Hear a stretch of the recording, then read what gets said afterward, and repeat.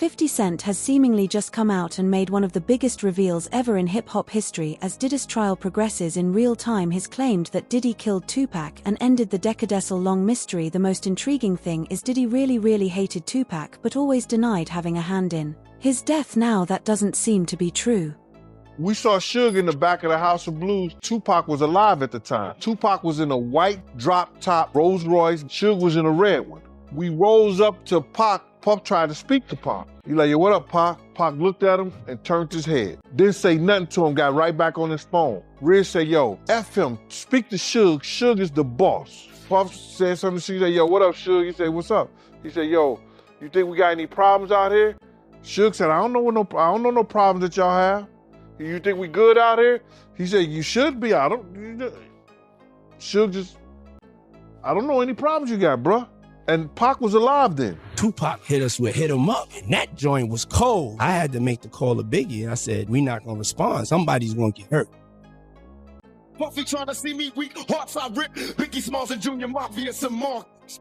New court documents show that PPD Davis accused Sean Diddy Combs of paying $1 million for the... Now there is a very good chance that the feds open an investigation into the Tupac because during this week's trial things got intense when 50 Cent's name popped up during witness testimony. The person who mentioned him, Capricorn Clark, who used to work for Diddy, she started as his assistant and worked her way up to a big-time role in his clothing company Shaw John. She worked for Diddy from 2004 to 2018, so yeah, she saw a lot. Clark told the court that Diddy used to threaten her and even claimed he kidnapped her once in 2011, but then she dropped a story that really caught people's attention, and that's where 50 Cent comes in. Testimony from Capricorn Clark, who is a former employee of Sean Combs. She worked for him on and off from 2004 through 2018, starting as one of his personal assistants and making her way up to head of marketing for Sean John. She said she was working for him, that some of Sean Combs' jewelry from the celebrity jeweler Jacob the Jeweler had gone missing. She said that one of Sean Combs' security guards, Uncle Paulie, picked her up from her home and brought her to a deserted building in New York City. She explained that Sean Combs' security guard, again, Uncle Paulie, would pick her up every day at her home, bring her to this deserted building, would leave. She was locked in, forced to take this lie detector test. She said that she was petrified, and he said that if she did not pass the lie detector test, that they were going to throw her into the East River. She also said that as a personal assistant, she was paid $65,000, and she said that she was sleeping 2 to 4 hours a night, that she was working around the clock, and that she spoke to HR. She said that the HR representative told Sean Combs in front of her, Capricorn Clark is due $80,000 for her overtime over the course of 3 months. She said that Sean Combs ripped up the paperwork from HR and that she was never paid. You guys may remember from last week that the rapper Kid Cudi testified that Sean Combs showed up to his home and wanted to talk to him because he was dating Cassie at the time. Kid Cudi also said that his car was blown up, which he believed to be from Sean Combs. Well, Capricorn Clark was there that day when Sean Combs allegedly broke into his home. Capricorn Clark said that Sean Combs showed up at her home with a gun, kidnapped her, forced her to go into the car with the gun on his lap, and they went to Kid Cudi's house and broke in. That is when Capricorn Clark called Cassie Ventura, who was with Kid Cudi, informed him that he was in his house. So now we're getting not only threats,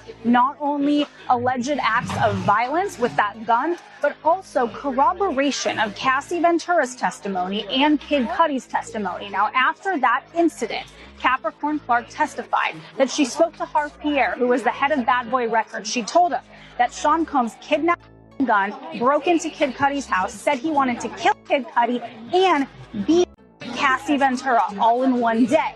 Then, a few months after, she was actually terminated. Before working for Diddy, Clark worked at Death Row Records. Yes, that Death Row, the one run by Suge Knight, Diddy's longtime enemy. She knew Suge because her friend had a baby with him. When Diddy found out, she says he freaked out one night. Diddy and his security allegedly took her to Central Park after dark and told her something chilling. actually on the first day of the job, she was taken to Central Park. And you might think, oh, we're going to go to Central Park. It's going to be great. But that's not really how she described her first day on the job. She said she went there with Sean Combs, Diddy, and she also went there with Paul Alford. Now, who is Paul Alford? He's actually the security guard that we've known about for a number of testimony, right? But she's actually talking about Uncle Paulie. And so she said that she was brought to Central Park with them. And then she kind of gets into why they would go to Central Park. And it was essentially to threaten Capricorn Clark. Why? Because she actually used to work with Death Row. And who was the CEO of Death Row? That is Suge Knight, one of Diddy's many arch nemesis. And so she said that she described her previous relationship with Suge Knight as he is actually the father of her best friend's children. So she does not have a personal, intimate relationship with Suge Knight necessarily, but she just knows of him and knows him a little bit closer, mainly because of her best friend, and that he is the father of her best friend's children. And so when she was taken to Central Park around this time, this being in 2004, she said that Diddy told her he'd her if she had anything to do with Suge Knight. Then there was an objection raised in court. The defense obviously objecting to that statement, but the government continued to ask her about this alleged threat, and she being Capricorn Clark had explained that Diddy was relatively calm while delaying this kind of message to her. She said that during this kind of meetup at Central Park, or during this meeting, that Uncle Paulie said nothing. He was calm as well too. He was a little stoic from her description of it, and she. But that wasn't all. She also testified about a moment that happened at an MTV press event where 50 Cent was present. After the event, she said she got in an elevator with Diddy and a guy named Chris Lighty, who awkwardly was managing both Diddy and 50 at the time. According to Clark, Diddy told Lighty, "I don't like all the back and forth, I like guns." The courtroom went silent. The prosecutor asked who Diddy was talking about. Clark said it was 50 Cent. Now Diddy and 50's beef isn't new. Back in 2006, 50 Cent released a diss track accusing Diddy of knowing who killed the notorious Big, also known as Biggie. The lyrics were bold, basically saying, "Diddy was soft and might be hiding the truth. Biggie was shot in 1997 and nobody's ever been arrested for it." Around the same time Tupac was too, and the East Coast versus West Coast rap war was at its peak. Gene Deal actually went on to tell us the beef started not over music, but over women. With Drink Champs, right? If I'm not mistaken, man, I haven't seen that interview in years, but I remember him making a comment saying that when Suge Knight got on stage and he made the comments about people dancing in the videos, he was actually talking about Jermaine Dupri, not him. Is that true? Suge Knight ain't tell Puff no shit like that, and Puff ain't believe no shit like that, because right after Suge Knight made that statement, what did Puff do? He got on stage, because if a brick hits you, say ouch. He got on stage and spoke on it. You know, another executive come up here speaking on that. I love Dr. J, I love what they doing. I get Death Row, they props in the whole 9 yards. If he thought he was talking about Jermaine Dupri, why the fuck would he spin and say something right then and there? Why would he say something? He knew it was about him. That's why he got on stage and said what he said, bro. Didn't he say that right after what Suge Knight said? He got at the Source Awards and said what he said with Faith up there. Yeah, you're right, man. That's a good point, man. After Suge Knight did say what he said on stage, Puffy, he did get on stage and he did address it, so. So it was all bullshit. Oh, see, everything get changed years later. Everybody wanna write their exit or write their entrance the way they wanna write it and not tell the truth. Tell the truth so these young kids can understand, so these young kids can not make the same mistakes that you made. But they're not gonna do that, because everybody wanna be bigger than what they are. So you have some people that say that Tupac, he was the one behind the beef between Death Row and Bad Boy. And you got some people that say that, you know, the beef between Death Row and Bad Boy started when Big J got killed. But from your point of view, when did the tension and beef start between Death Row and Bad Boy? All the tension started between Puff and Suge Knight. You understand? All the tension came from Puff and Suge Knight. Suge wanted Puff to have Big them do a show. Puff wanted to get paid for Big doing the show. But Suge did a whole lot of shit, free shit for Puff at one time. Because when Puff used to come out to California, before he could afford security, before he could afford that, Suge used to look out for the cat. You understand what I'm saying?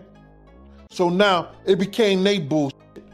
Then when Suge bought Misa out there, you understand?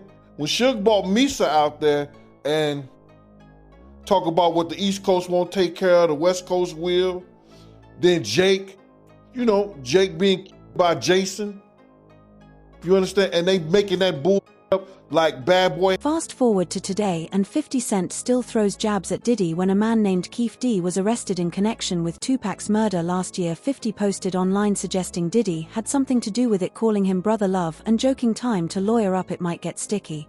Diddy for his part has denied everything. In a 2018 interview he said there's no beef with 50 and even joked that 50 loves him, but 50 Cent clearly doesn't see it that way. Every time something goes wrong for Diddy, 50 is right there on Instagram clowning him. When Diddy's house was raided earlier this year, 50 posted, "Now it's not. Did Diddy do it? It's Diddy done." He even plugged his clothing brand in the same post. After hearing his name come up in court this week, 50 went full troll mode. He posted a fake photo of himself looking serious with the caption, "Wait a minute, Puffis got a gun, I don't feel safe." Then he followed it up with another fake picture of himself looking scared, writing, "Itipai bitty Diddy wants me dead, I'm going to lay low maybe at the playoff game tonight." And he wasn't kidding, he did go to the Knicks game the next night wearing a shirt that said "Free Diddy Classic." 50 has been poking fun at Diddy for years, and now that Diddy's on trial for threats and other serious charges, 50 is doubling down. That you've been working on, Diddy Do It. Right. You've been saying for years that you feel you knew Diddy's character. Right. Yet you said you weren't a part of that lifestyle, you weren't going to the parties. So what makes you so absolutely sure that these kinds of allegations that we've seen against him are true? Well, I'm surprised by the allegations, as surprised as everyone else is. Like, I didn't make the allegations. I didn't tell people to say these things. It comes out, I see it in the news like everyone else. But I did feel uncomfortable with the way you represent the idea of going to these projects. To come party with me. Yeah. And then that swayed me away from it. Just that alone.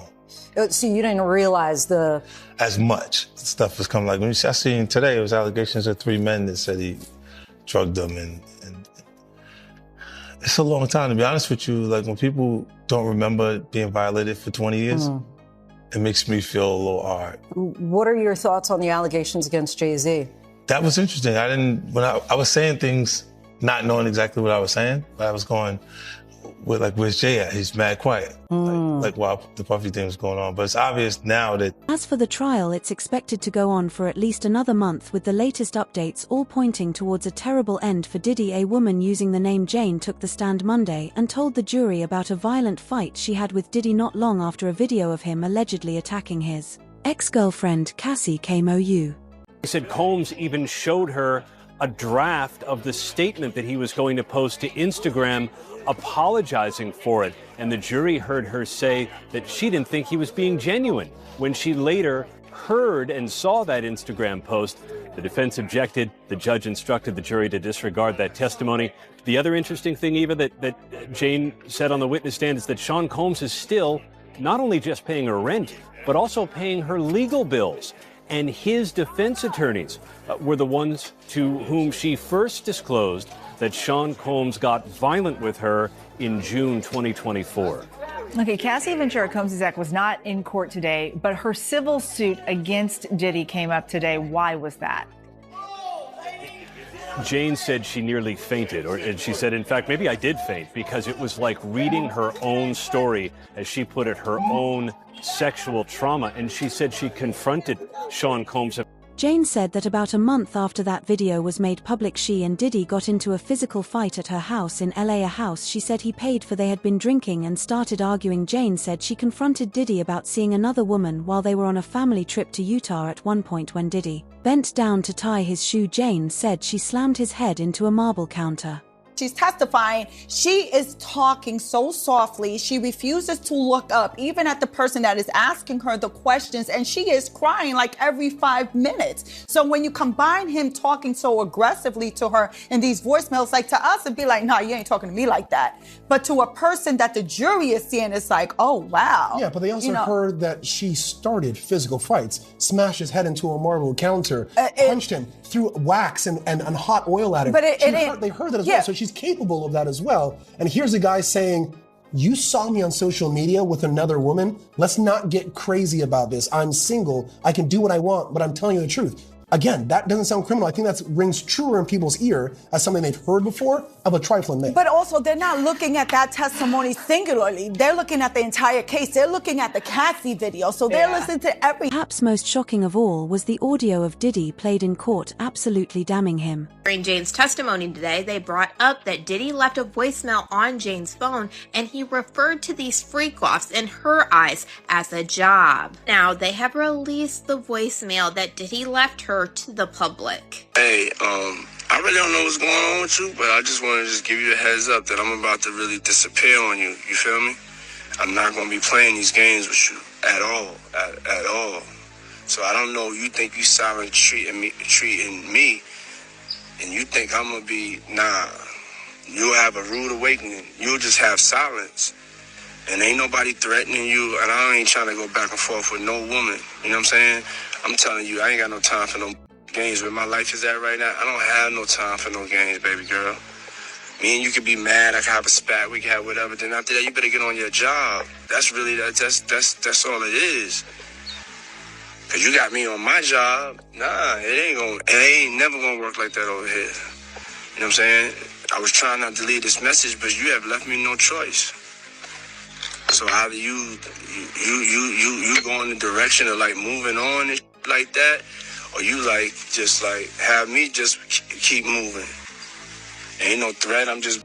Afterward, she said Diddy took a shower, told her to put ice on her injuries, and told her to put on lingerie. Then she claimed he called over a male escort. A lot of money. It was $10,000 that he said that he was going to send her at the end of the trip just to have it, just to have $10,000, which must be pretty nice for someone to send $10,000 just because. But during the trip, Jane said that she started to use some types of drugs, including ecstasy. She said she had taken it before, but that Diddy was the one who suggested it at various points during the trip, like 10 times, as she says, and said that he had opened his hand, a pill was there, and said, take this, it'll be more fun. And then she said her body began convulsing during this trip.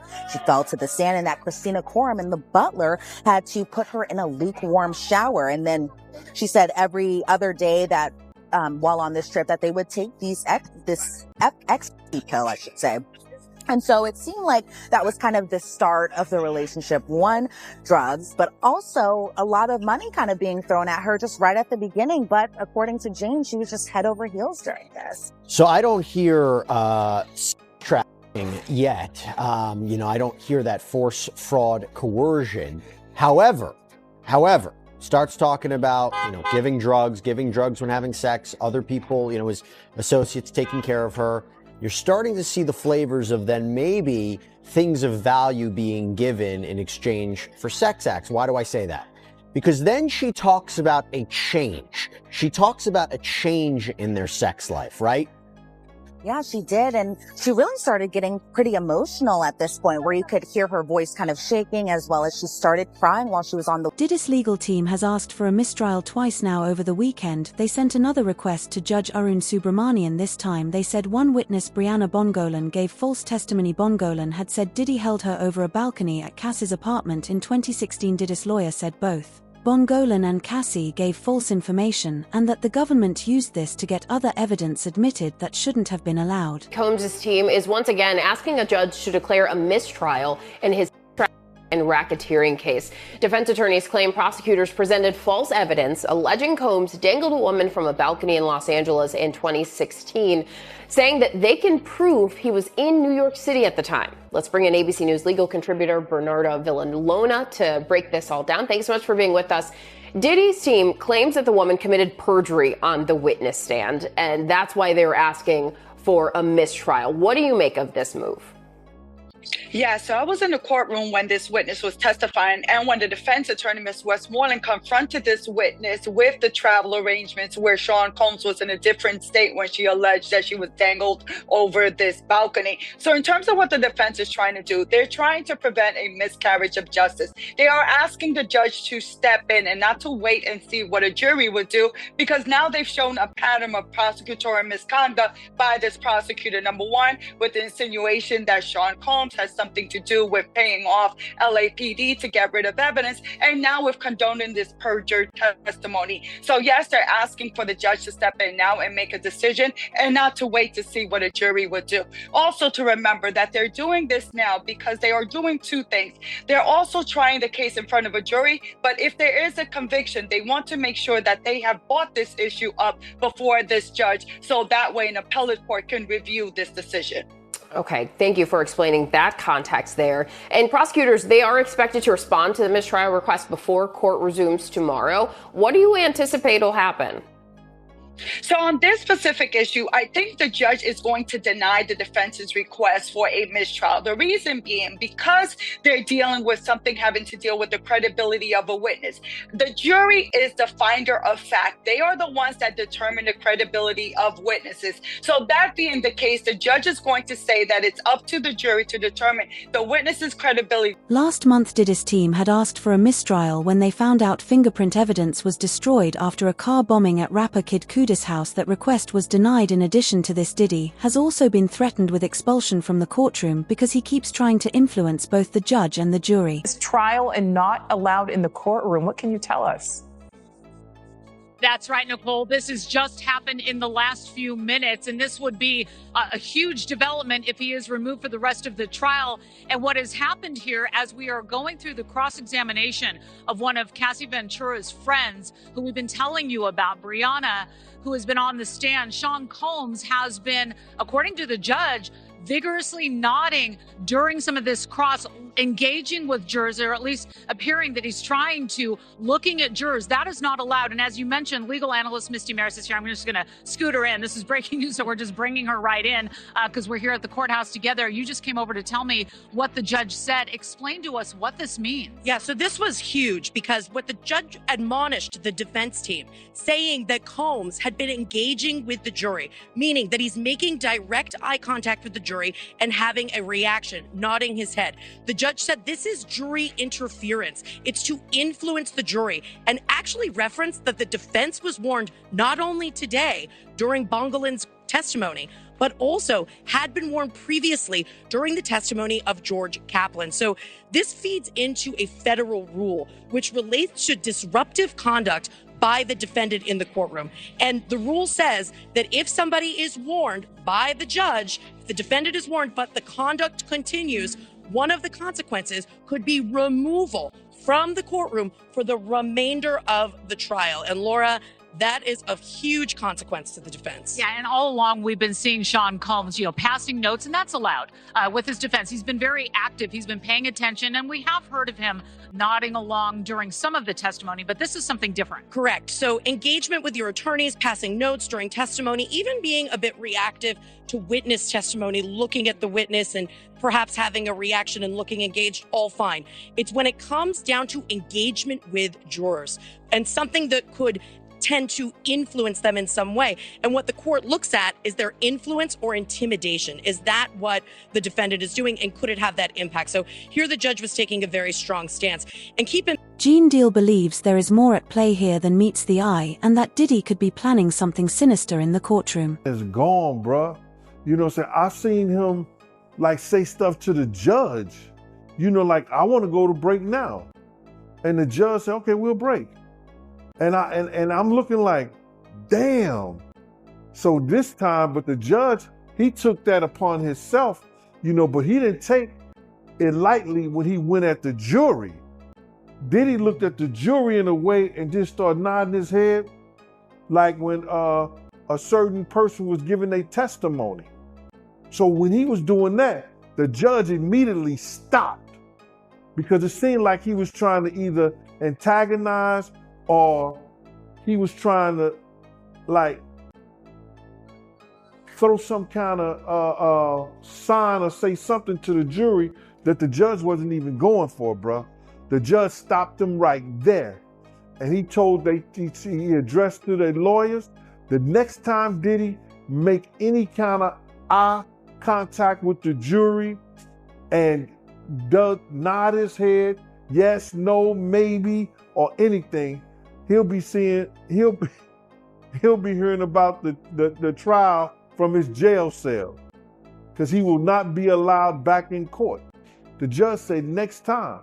So he probably let Diddy get away with it to see how far he was going to do it. But then he said, nah, we're not having this.